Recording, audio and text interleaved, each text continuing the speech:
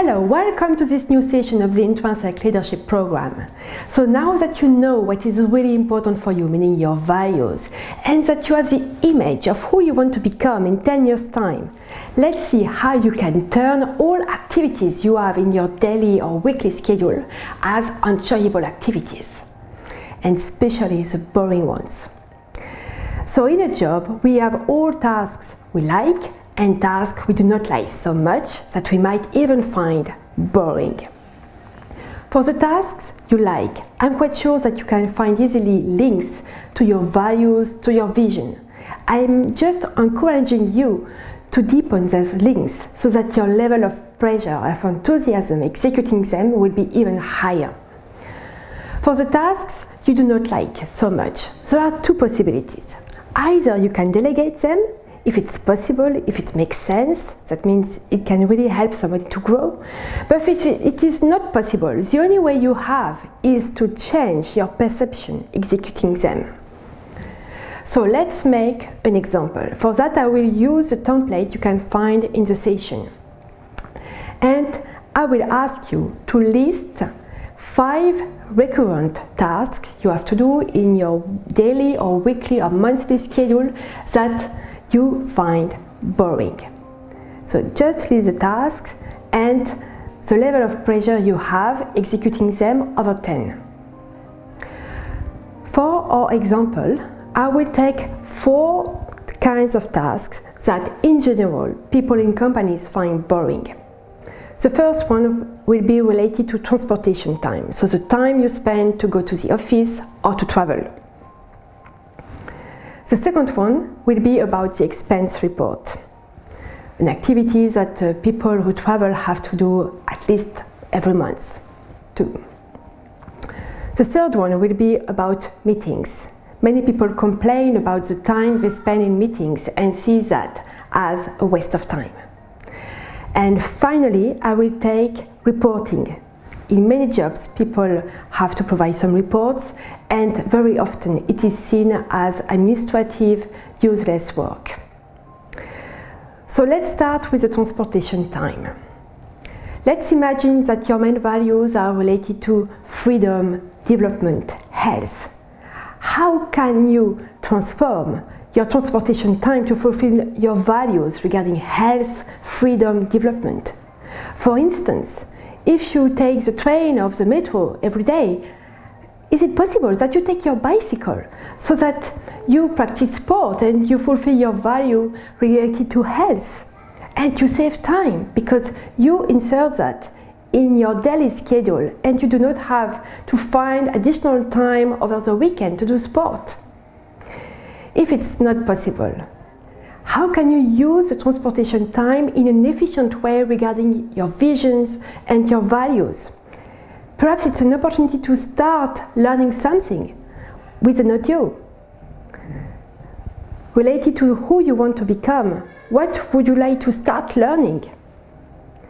I remember when I was traveling every week to Spain, I was so frustrated about not understanding conversations in Spanish. I decided to learn Spanish just using my transportation time with audio and practicing exercise. Talking now about expenses report. First of all, how is the person you imagine in 10 years' time? Is this person already traveling? How gets this person inspiration? Is it traveling, meeting new people in an international environment, or is it just staying alone? Perhaps if you already travel, it's already something that is quite related to your vision. Speaking now about the administrative work to prepare the report. Have you already tried to find a more efficient way to prepare your report? Is it better to do your report just after every trip, or is it better to wait the end of the month? Have you already thought about another way to classify all your receipts to make this work more efficient? Perhaps here there is an opportunity to use one of your value related to finding new solutions. And perhaps if you find better methods, it can be even rolled out to your colleagues. Or it can become a kind of idea if you want to develop a new business. So how can you use this opportunity to fulfill your values? Speaking now about meetings. So many people complain about the time they spend in meetings. How the person you imagine in 10 years' time is using meetings? Does this person attend to all meetings, or this person just selects the key ones for what she wants to do? How can you propose another way, a more efficient way to run meetings? Perhaps you can set up meeting rules, or perhaps you can question the purpose of the meeting and either go to the meeting or decide to send somebody else with a report at the end in which you will get information. So how can you use the meetings, the time you spend in meetings, as an opportunity to already fulfill your values and the vision of the person you want to be in 10 years' time? Speaking now about the reports. Many people see that as a waste of time. So how can you use the time you spend for reports as an opportunity to fulfill your values? I remember when I was a manager running a program, I had, of course, to provide some reports. And for one report, it was really okay for me, because it was a way to consolidate data and to manage my program.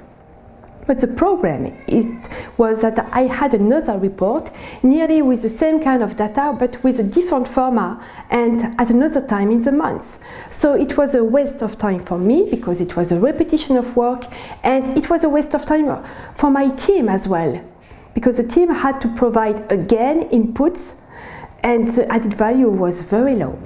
So what I decided is to remove the participation of my team, because it was really a waste of time for them.